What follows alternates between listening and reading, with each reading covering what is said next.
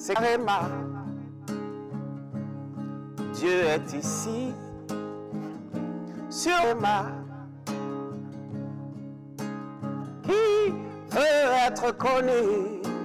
Bienvenue, chers téléspectateurs, votre programme de méditation, c'est le Réma de vie. Nous sommes vendredi, le 23 août 2024. Nous sommes avec le docteur Lizzie Johnson Suleiman. La lecture de la Bible, aujourd'hui, nous lisons Lamentation, le chapitre 1 au chapitre 3.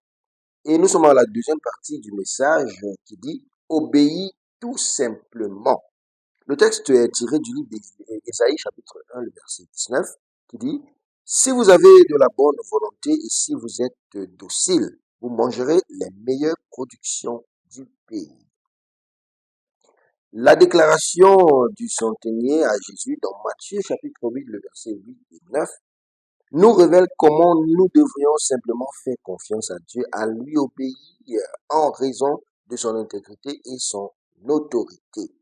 L'expérience personnelle du centenier avec ses subordonnés l'a amené à croire aux paroles d'autorité de Jésus en tant que maître à qui il fallait obéir promptement et dont la guérison se manifesterait chez son serviteur, même sans qu'il ne vienne chez lui. Et à la parole de Jésus, son serviteur fut guéri à l'heure même, dans le verset 13. Donc, le conseil que je vous donne aujourd'hui, dit la mère dynamique, est simplement d'obéir aux instructions divines si vous voulez voir victorieusement comme un enfant de Dieu doit le faire sur terre. Le miraculeux est ce qui fait taire les arguments, car c'est ce qui produit des preuves indéniables qui établissent la domination d'une personne sur la terre. C'est Réma. Dieu est ici, sur Réma. Et les rigueurs et le stress des protocoles humains peuvent vouloir lasser quelqu'un de ses bénédictions, mais lorsque le miraculeux est déclenché par l'obéissance, on obtient un accès facile à des bénédictions illimitées. Et la restauration des années perdues et la récupération des biens perdus devient une possibilité énorme grâce à l'intervention surnaturelle de Dieu lorsque nous obéissons à son commandement.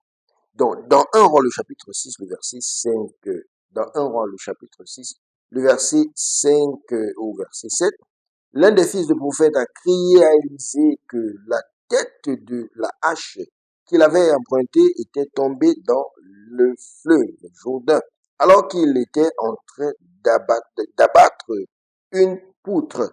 Donc Élisée lui dit de couper un bâton et de jeter dans l'eau. Le fer nagea et lui demanda de le remonter.